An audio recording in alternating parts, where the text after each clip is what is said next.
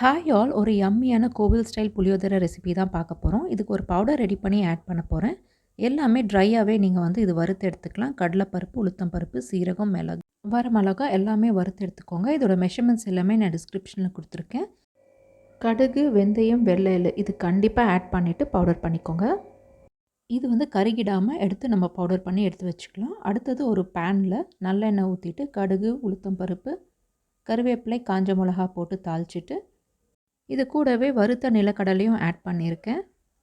கொஞ்சம் மஞ்சத்தூள், உப்பு, பெருங்காயத்தூள் எல்லாமே போட்டு நல்லா கொஞ்சம் ஃப்ரை பண்ணி எடுத்துக்கோங்க.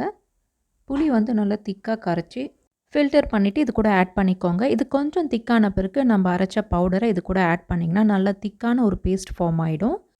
இப்போது நம்ம வேக வச்ச ரைஸை இது கூட ஆட் பண்ணிவிட்டு நல்லா மிக்ஸ் பண்ணி விட்டுக்கோங்க. ஃபைனலாக இறக்கும் போது 1 டேபிள் ஸ்பூன் நல்லெண்ணெய் ஊற்றிட்டு இறக்குனீங்கன்னா ஒரு யம்மியான டேஸ்டியான புளியோதரை ரெடி.